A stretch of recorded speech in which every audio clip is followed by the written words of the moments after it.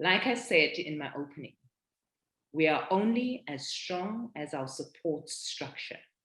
And hence, I'm delighted to move over to our support champions and collaborators.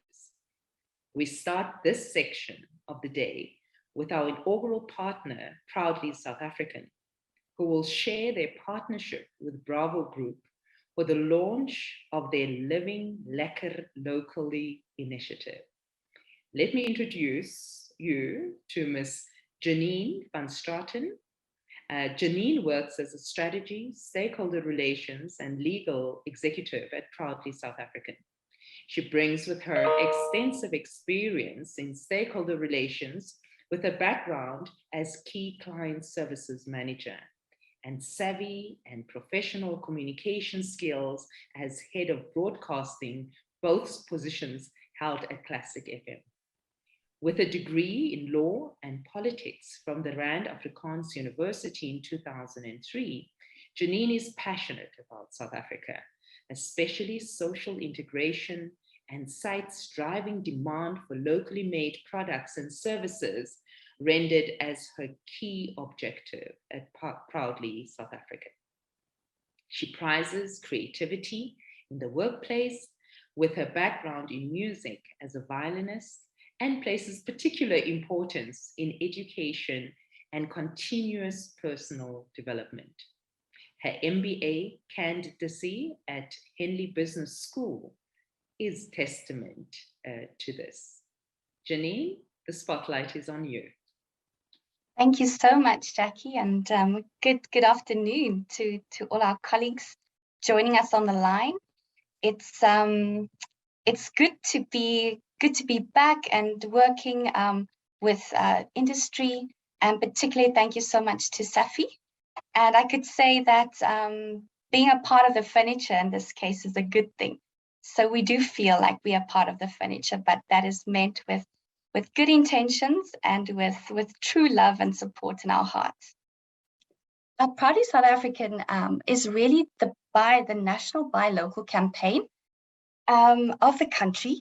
And we're quite excited. We work with a lot of stakeholders, government. We're really the brainchild of NEDLAC. So we were established in 2001, and we have all the social partners on our board. So we have representation from labor, government, civil society, as well as business. And we were created really to hone in on particularly unemployment when it comes to the triple challenge that the country is facing.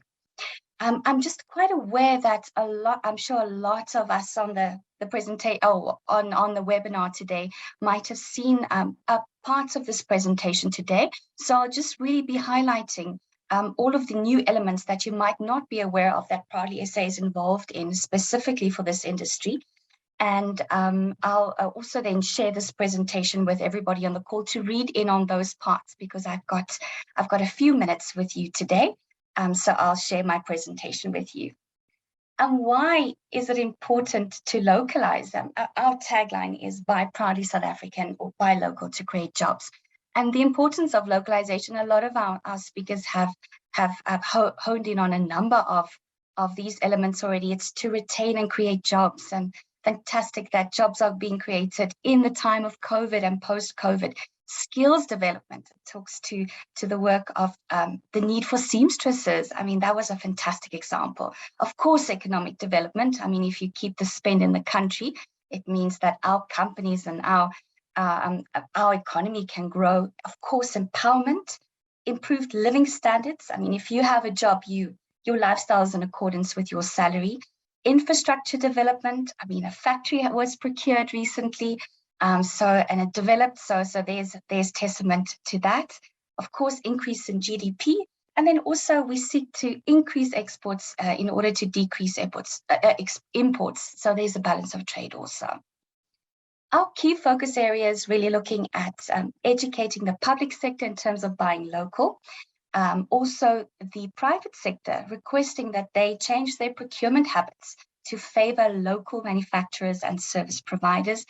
And consumer education is very important. It really talks to a lot of the work that we're doing, and looking forward to sharing new developments in that phase of the business, and then also to promote accessibility of locally made products and services. So what we always say, it's all good and well, you say buy local, but if people don't know where to go to buy local, then it is a fruitless exercise. So I have utilized this example, I've utilized this slide today because it's important for you to understand where we stand in the value chain, specifically looking at our role in terms of retail. So, we have on our books, as you've heard, manufacturers, on our books as member companies. We also work quite closely with retailers, and a number of furniture retailers are members of Proudly South African. They use the logo loud and proud, and we're very, very happy with and very, very appreciative of the work that we're doing with them. And then, of course, we have the power to influence as best we can for consumers to buy locally. So really our role is to stimulate demand for locally made products. We are a membership-based organization, and what that really means is we have to vet companies in accordance with 4 key criteria. So our logo is on the left-hand side, and I'm really not going to spend too much time on this today, but I think it's important just to highlight this. This logo, our logo, cannot be used by absolutely anybody. It's got to be a Proudly South African member company that has, that of course has been vetted. You'll see the colors of our national flag in the logo, and that represents local content for us. We also look at quality. Is the product safe for human consumption if it's a consumable? Is there somebody that can vet, or can give testimony to the quality of products that are made? It is different for each industry because, of course, regulation is dependent on regulation depends on what quality certification we require in order to vet companies for membership. And we do take it on a case-by-case basis. We also look at environmental standards, and then, of course, fair labor practices. Very important. We do not want any company to be associated with us that is running a sweatshop. So we do check companies' HR policies. We also check a template of a contract of employment. And we also, as far as possible, given COVID times, go and visit as many factories as we can to make sure that the working conditions are optimal for the employees. And then there is a membership fee that is in place for companies. It's in accordance with each one's annual sales turnover. The entry level is sales turnover less than 5 million, and those companies pay us 500 Rand, excluding VAT per annum.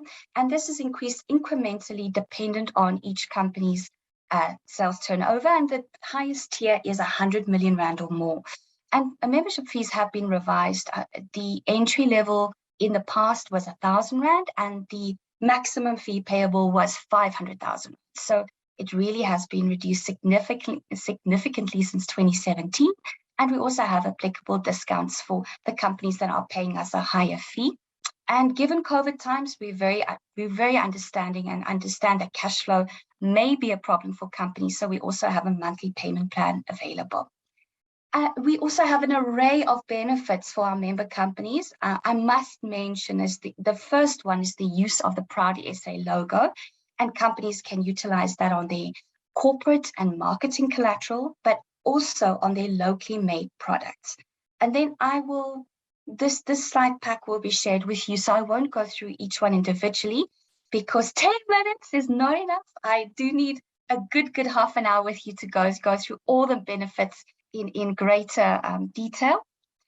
But I want to highlight the work we do in the public sector and specifically where we are growing. So this talks about the designation government has in place. So there are certain elements that government must buy local. So of course, furniture is one of those products. And it really gives us we're very, very proud to say that we're working with National Treasury. And we are working on a project. It's come a long way, but we are looking to integrate our membership base with the central supply database. So if you want to do business with government, you have to be enlisted on the CSD. And we want to make that an automatic process, provided that company, our member, wants to do business with government. So we're embarking on this exercise. And of course, what we do in designation is we work quite closely with our colleagues at the DTIC Industrial Procurement Unit, and they notify us when a new product has been designated. We work with them to get the relevant keywords. We have an algorithm in place, a tender monitoring system that extracts these tenders, and we forward it to our member companies, but in the same breath then also to the Industrial Procurement Unit at the DTIC to monitor the use of designation and the local content threshold. So sometimes there is no percentage, sometimes the percentage might be captured incorrectly. So they take care of that work. But I mean, we've had wonderful success. We've been able to stop tenders of hundreds of millions of rands that were going off to another country, or it was given to another country, and we were able to stop them by virtue of just doing this pre-check, if you will. But then the integration with the CSD is going to take it to another level for us, because we are looking at ways for member companies to utilize the logo on the CSD, so that any middleman who's buying for government, if it's not going to be the factory doing business directly with government, if it's a middleman, that the middleman knows where to go to buy local. So we're quite excited about that project. And of course, the private sector has got the biggest buying power. So it's very important that we lobby as much as possible for them to buy local. And we do that by way of tools that we have in place. And if there are enough tools in place, then it makes localization all the more easy. So I'm very happy to introduce you to our market access platform. Now, how this works is we have our vetted member companies that are enlisted on the market access platform. So it's another website, but member companies are listed as suppliers, and that means local manufacturers, local service providers. And then we also have corporate members on board. So it's free for member companies of ours to be listed on as suppliers, but for corporate South Africa to come on board free of charge. They'll be able to post their tenders, they'll be exposed to companies that have worked with other corporate member companies and have been highly rated. They also know that the member companies of Proudly South African on MAP have been vetted in accordance with our 4 key criteria, and possibly they are rated because they might have done business with other corporates. And then also it's a way for companies to share the load, to collaborate, and also for those companies the smaller businesses not to be reliant on a single customer, for instance. It gives them the opportunity to open the pool to work with many other corporates. So we're very excited with this project. And here's the video to support. Large companies operating in South Africa recognize the long-term strategic benefit of current legislation focusing on transformation and corporates' responsibility to localize supply chains beyond philanthropic reasons and to comply with the legislation. Corporates are increasingly investing in enterprise and supply development initiatives. However, a number of challenges remain. Finding vetted manufacturers according to local content requirements at acceptable industry standard levels of quality, with the capacity to keep up with demand required from large organizations. Finding high-performing, transformed suppliers across all categories, bridging the gap between buyers' expectations and suppliers' capabilities, and suppliers' over-reliance on limited key accounts. Searching for suppliers is a key step in the procurement process. The suppliers need to meet the company's expectations regarding cost, capacity, quality, deadline, as well as performance. Introducing Market Access Platform, your preferred portal to source localized and transformed suppliers. Market Access Platform, MAP, is an online portal that influences localization and transformation. It enables corporates to refer, find, and rate vetted high-performing transformed suppliers, local service providers, and manufacturers across industries, thereby creating market access for suppliers while mitigating the risks associated with sourcing from unfamiliar companies.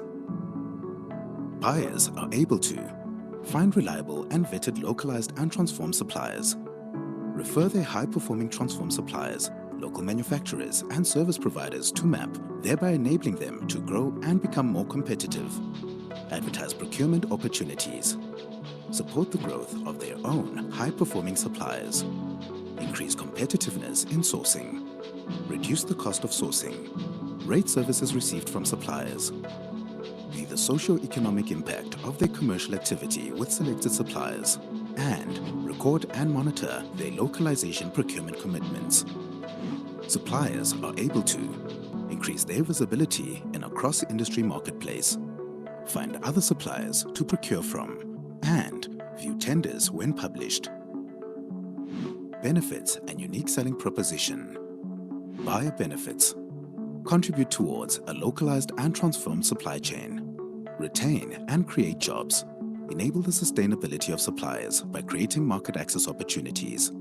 And contribute to the growth of the economy by favoring local manufacturers and service providers by increasing local demand. Supplier benefits. Corporate visibility. Gauge client satisfaction. B2B opportunities, buying from other suppliers. And attend proudly South African events and be exposed to the collective National Buy Local campaign, calling on both private and public sectors, as well as consumers, to procure locally. We are therefore calling on corporate South Africa to review and secure procurement practices and give preference in all cases possible to companies that are manufacturing locally. Utilize MAP to influence localization and transformation. Refer and find high-performing suppliers. Advertise procurement opportunities. And record and monitor localization procurement commitments. Market Access Platform, your preferred portal to source localized and transformed suppliers.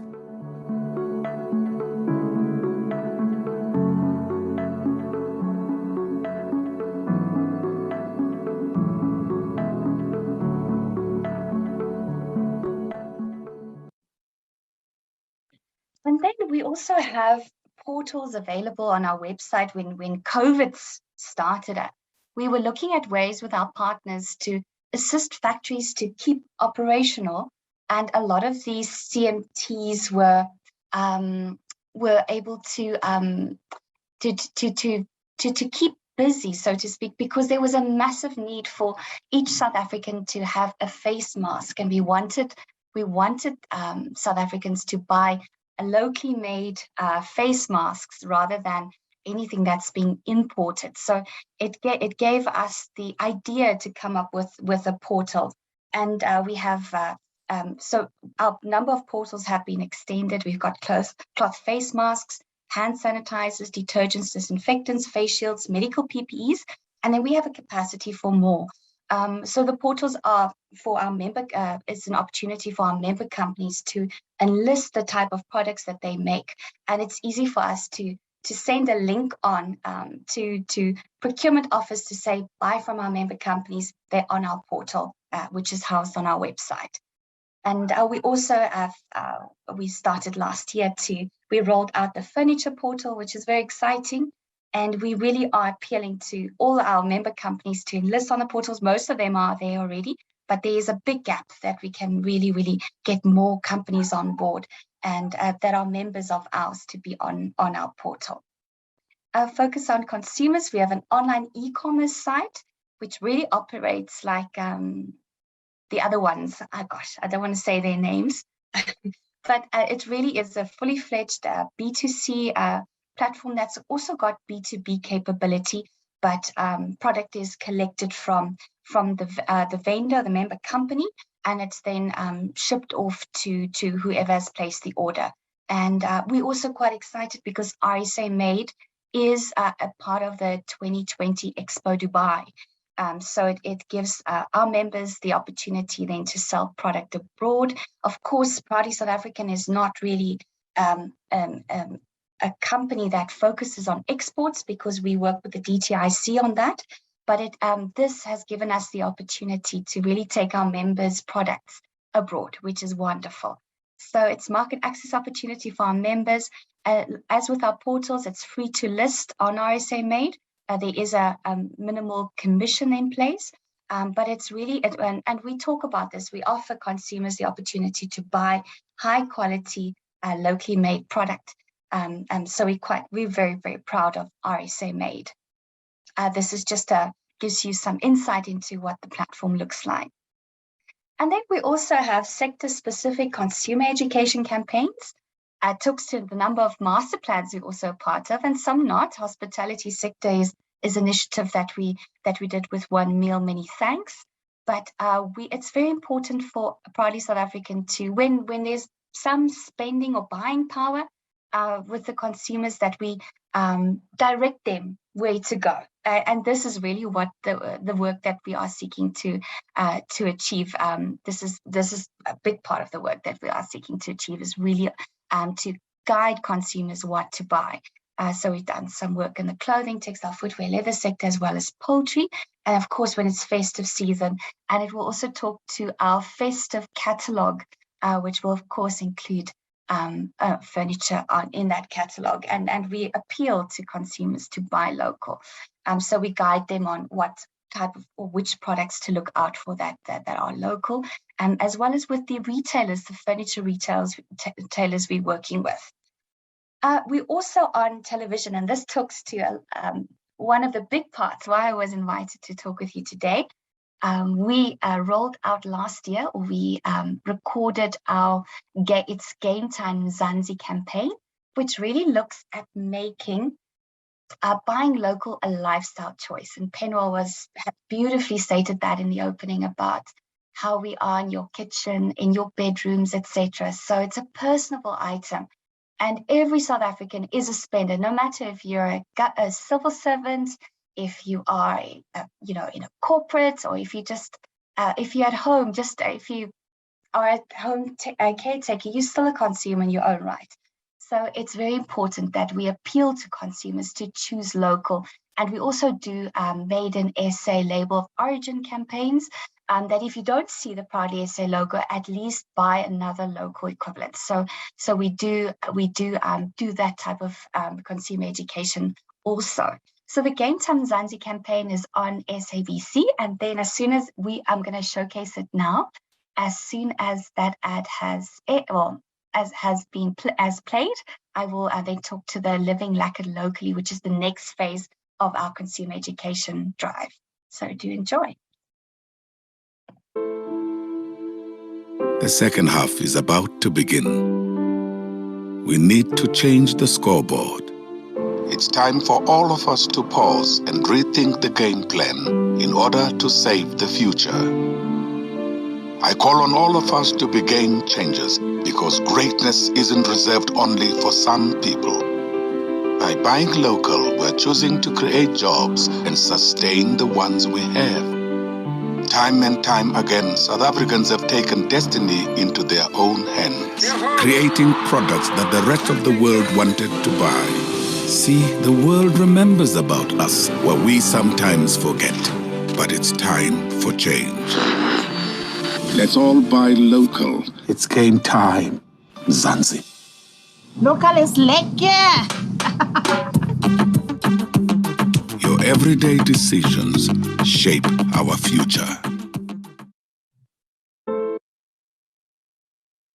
That is our It's Game Time Mzansi ad. And the next phase, which we rolled out last month in Heritage Month, was the Living Lacquered Locally campaign. And we were so fortunate to be hosted by Dave Govender, our member from Bravo, at their factory in Joburg. And we had a wonderful day with the media, and we asked them to come through and be present there. And we were discussing buying local a lifestyle choice, of course, and very importantly, everything we touch on a day-to-day basis, we have the power to choose the local equivalent. So it really talks about buying local a lifestyle choice, and it's just an extension of what Penwell mentioned earlier. Also, the president at our Buy Local Summit in Expo in March was speaking about how South Africans should read local, eat local, wear local, etc., etc. So the Living Lacquered Locally campaign is testament to that. So I would like to play one video for you, and then I look forward to chatting with you in a bit, Jackie. Thanks.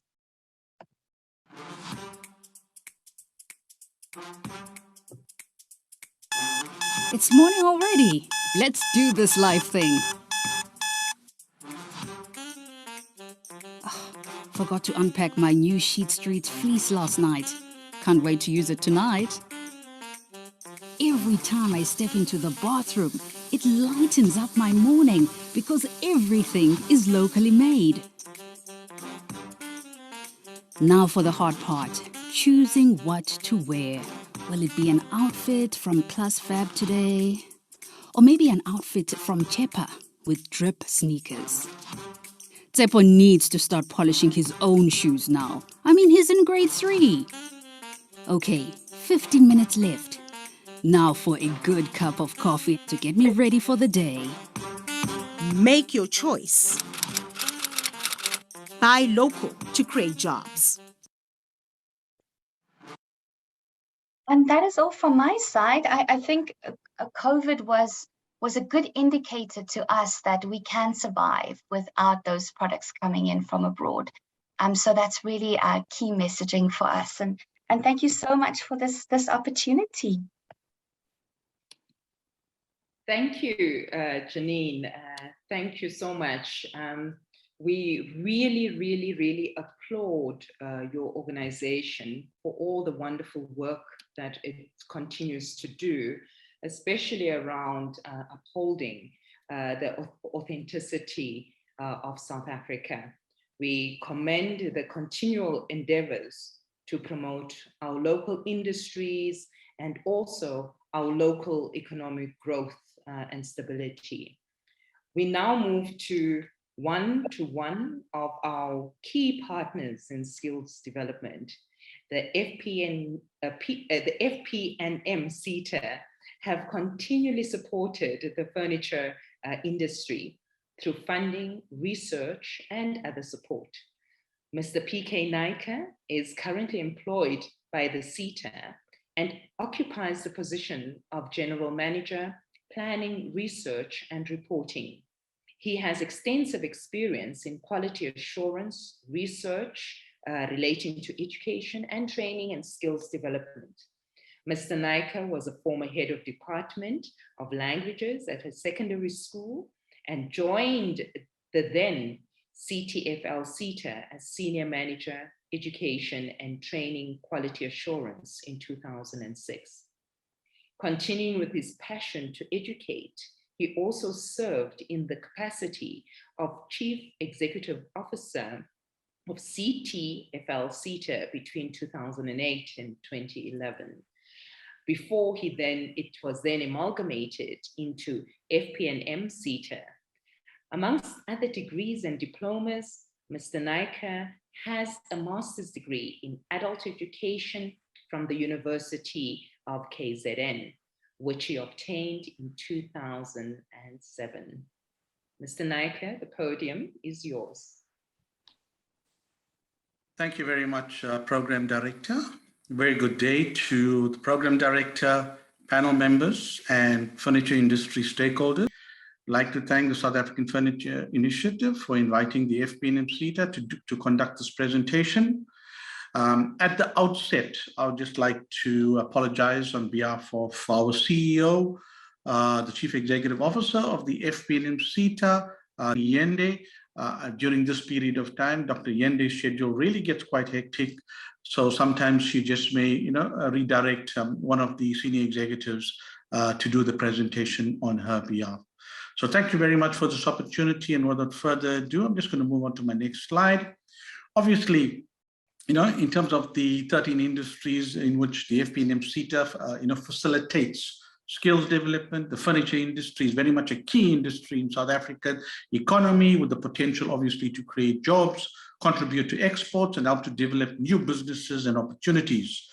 FP&M SETA partnership with furniture sector also key to unlock the human resource development, which will ultimately contribute to the broader objective of socio-economic transformation and a more equal society.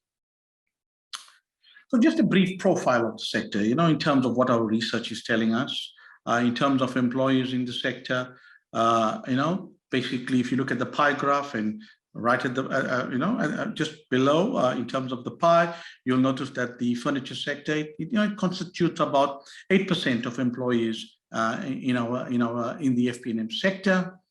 And if you look at, my now, right-hand side,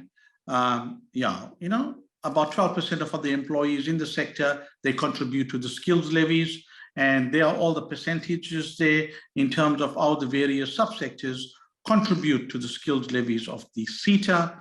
I think the furniture industry, it will be around 9% in terms of levy contribution to the total revenue of the SETA. In terms of the focus and the concentration of the industry, I'm not going to focus too much on that. I think what our research was saying, much of the focus of the industry, obviously with various head offices, would be located in, in Gauteng. But obviously, in terms of manufacturing, we do find a fair concentration of our industries in KZN and in the Western Cape as well. And the sector constitutes obviously of large, medium, and small companies. But what we have noticed is that, about 90% of the companies are small, which means that they are employing, 50 and below employees in those companies. So obviously, we need to ensure that if we are focusing on a skill strategy, then we need to look at these small companies, have a proper SMME strategy, skill strategy in place.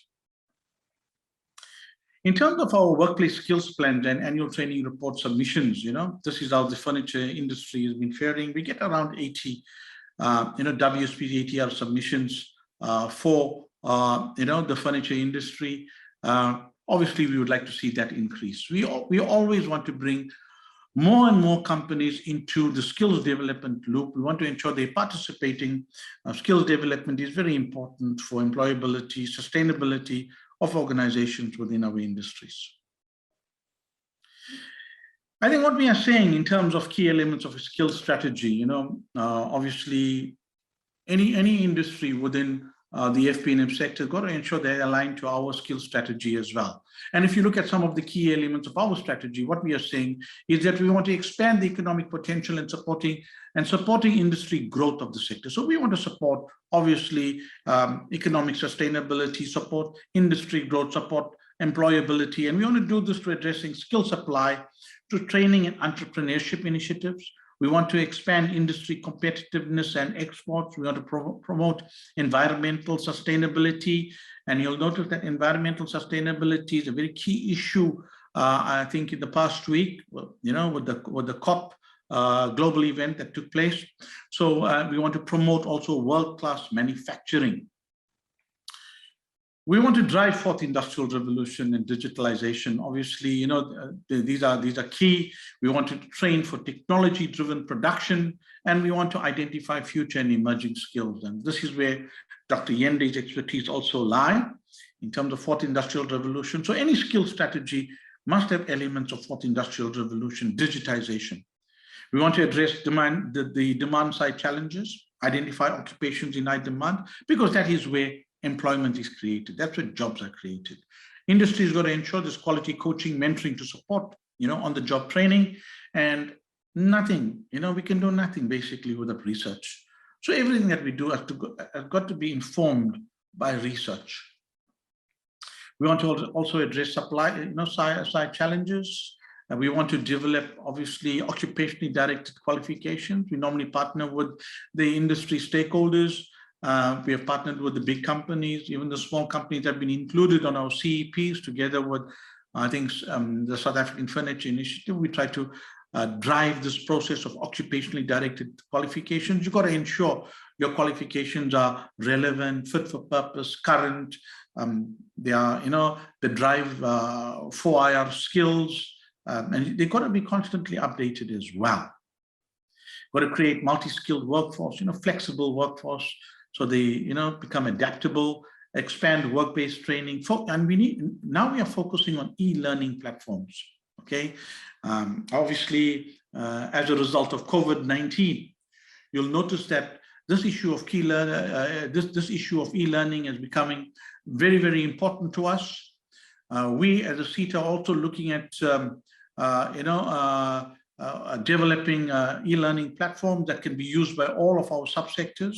It's something that we will expose the furniture industry to as well. Currently, we are working with the service provider to make e-learning accessible, to the industry.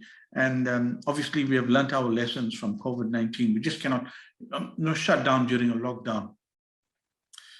Measures to support national, obviously, and sectoral strategies. We've got to ensure that contributing to the NDP through the National Development Plan, the 2030 Vision, the medium-term strategic framework of government, the economic reconstruction and recovery plan priorities. These are key government plans and strategies. And as a national industry, you've got to ensure that you're also aligning yourselves to government, and that's how you get greater government buy-in to the work that you're doing within your industry. From a skills development perspective, I will talk on ERRP a little later on. We need to support implementation of the Furniture Master Plan. That is not negotiable, because obviously some of the key pillars very much aligned to key skills actions, and we need to ensure that we are implementing those. And I think we have spoken ad nauseum about the development of our SMMEs and cooperatives, and we need to ensure that we are growing quality, sustainable SMMEs and cooperatives. And obviously within our industry, we need to ensure that we are addressing the disability mandate. It's sometimes that we ignore the people with disabilities, the PWD sector. We need to ensure that we bring them into the loop as well, and ensure that they are catered for. When one looks at the change drivers, in terms of your skills strategy, and these would be the key the key change drivers that would drive any kind of skills strategy within the industry, like COVID-19 pandemic. Obviously, in terms of the exact impact, it continues to, we do not yet know, the consequences that this COVID-19 pandemic is currently having in our industry. We do not know the full story as well. The South African economy has been battered, the worst economic performance in history within the manufacturing industry. We are one of the hardest hit sectors in terms of the COVID-19 pandemic. It's something that we need to look into, and we need to put key actions in place, key strategies in place to ensure that we address this going forward. I think I've just spoken about 4IR, the fourth industrial revolution. 4IR involves the adoption of cyber, physical systems like the Internet of Things, Internet, of systems, robotics, analytics, artificial intelligence, cloud technology, etc. We need to ensure that from a skills perspective, we are also driving this future and emerging skills within our industry. Then we also need to look at globalization and emerging markets. This has been a key driver now for a good couple of years. For many years, globalization has been accelerating until recently, when many companies implemented various lockdown restrictions due to COVID-19. So it's another key driver that would drive,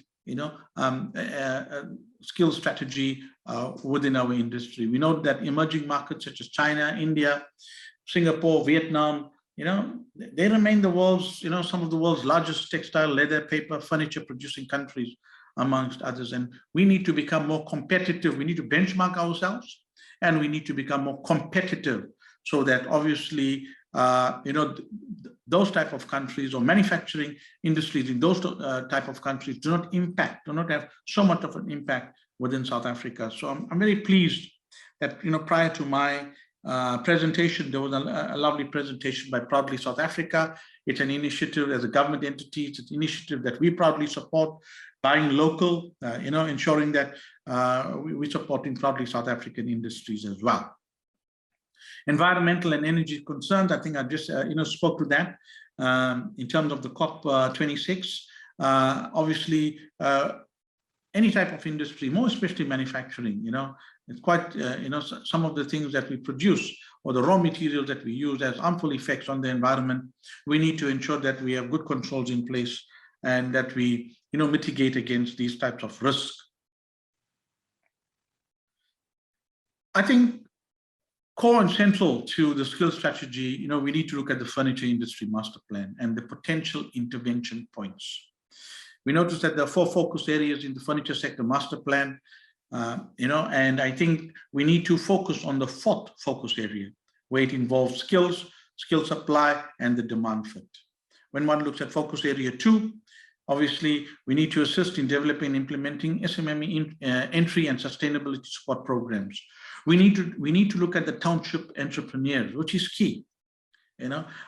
So any type of skill strategy would factor in the township economy and SMME development.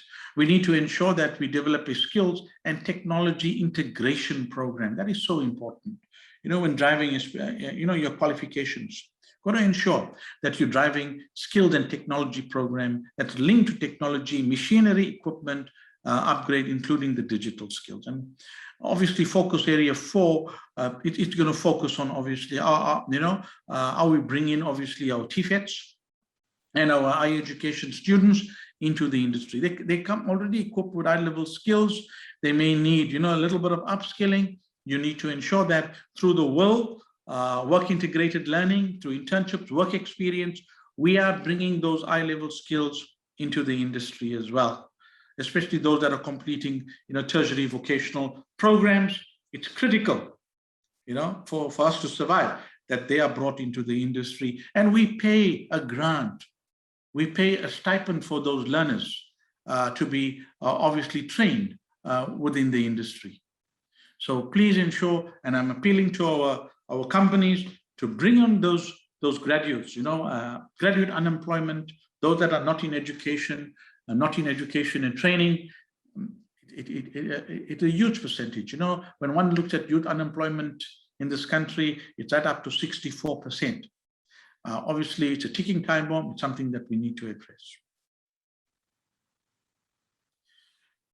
Any kind of skills strategy must factor in the National Skills Development Plan. Obviously, it's a mandate that's driven by the CETA, and they have about 8, outcomes.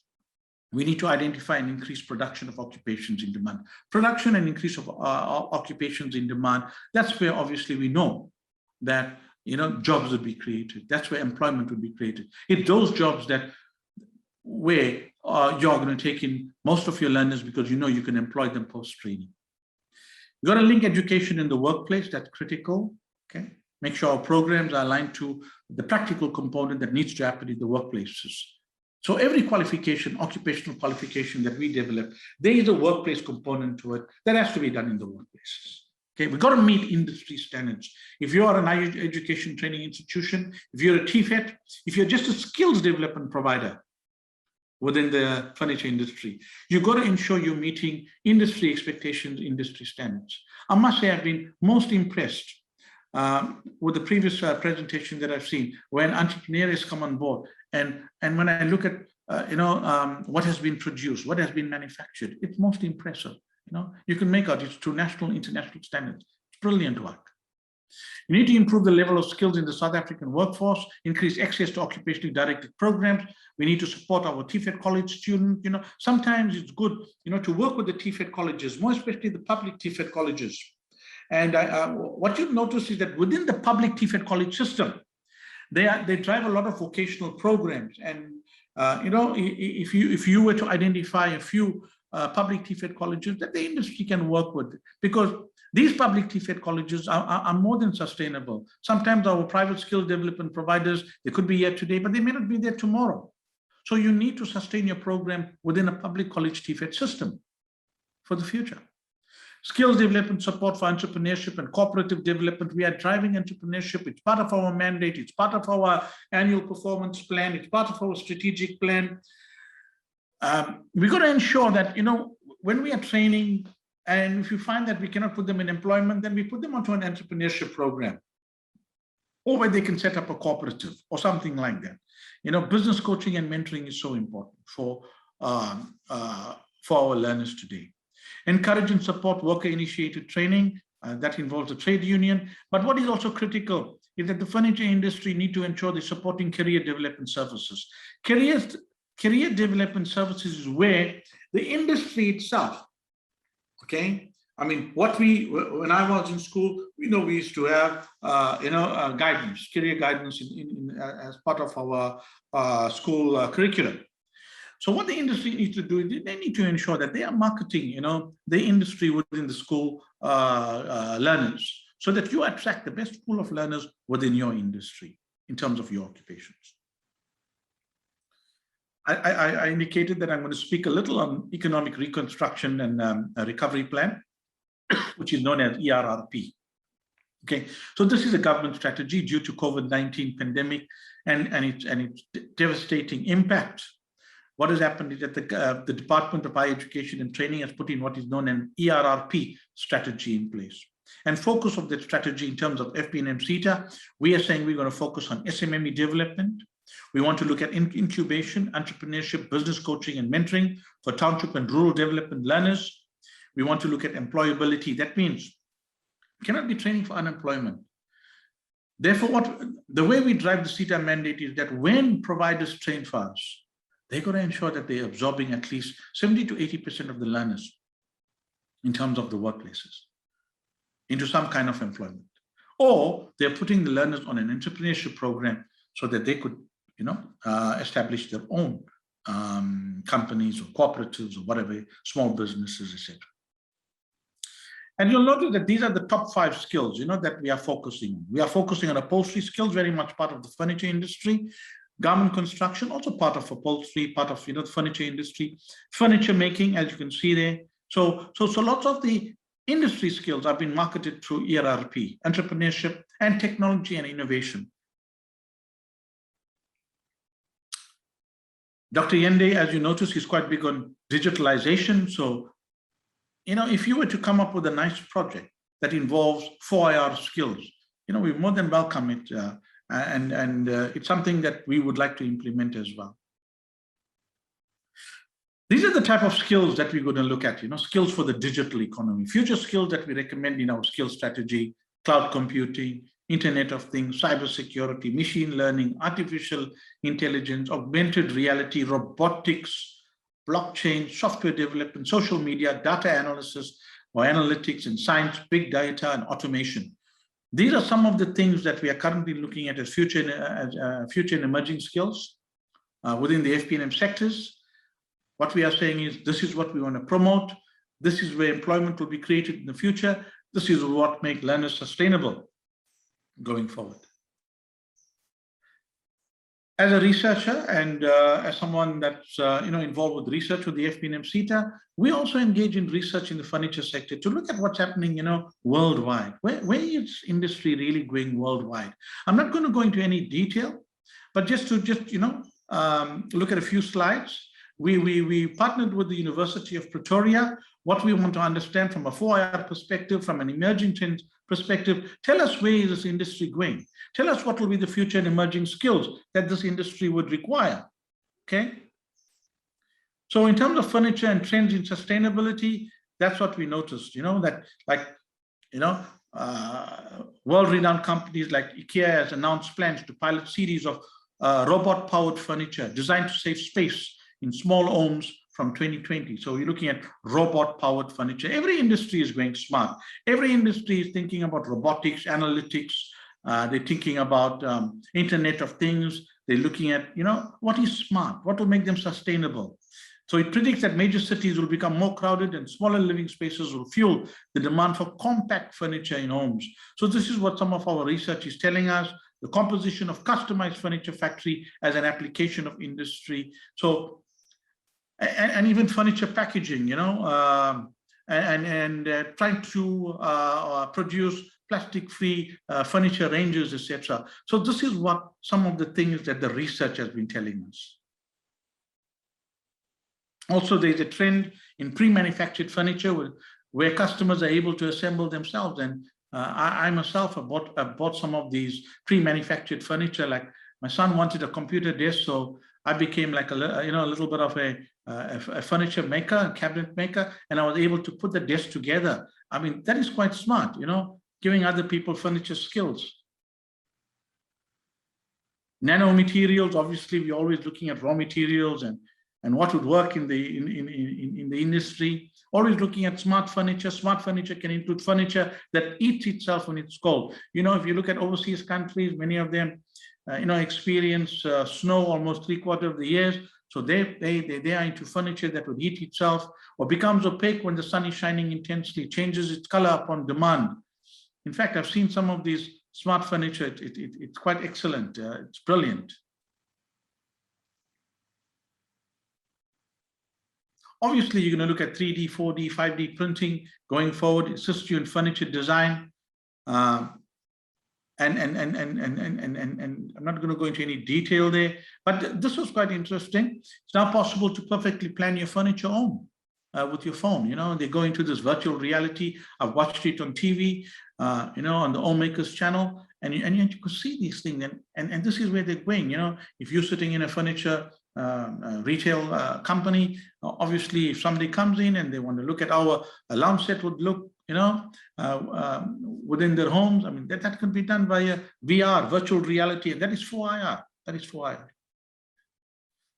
Okay, I'm not going to go too much into this thing. I think I've spoken to some of these things.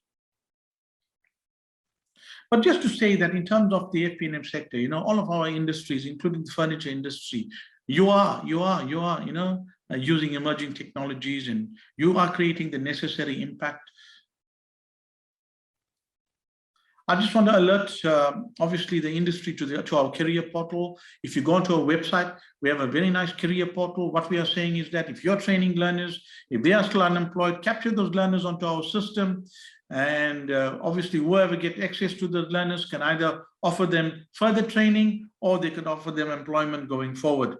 It's a fantastic career portal. Industry must focus more on career vocational guidance for the industry.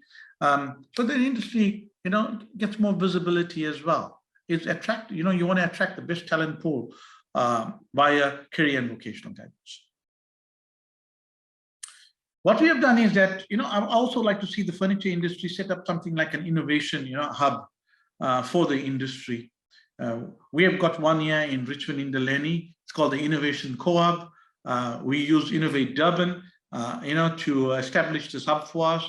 Fantastic company. It's a leading company in terms of innovation and 4IR. So we have done one day in Richmond in Delaney. Like to really see one in the furniture industry as well.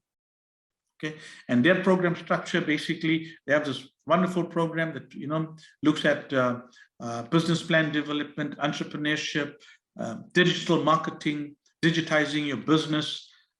So really, innovating, giving you agility, so that you don't feel boxed in.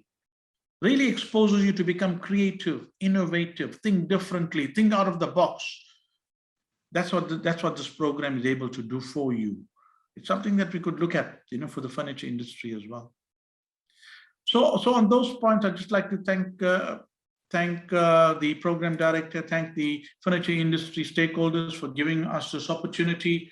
I think just a parting shot from Dr. Yende. Dr. Yende is fully supportive of the industry.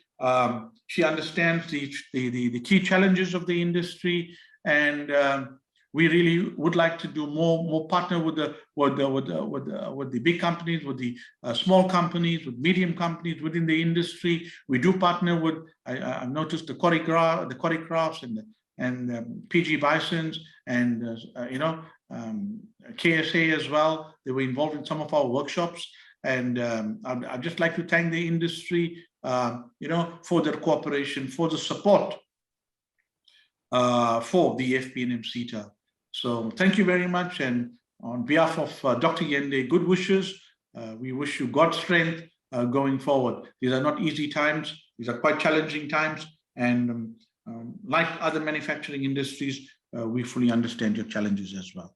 On that note, thank you very much, and back to the program director. Everything of the best. Thank you so much, PK, for that informative presentation.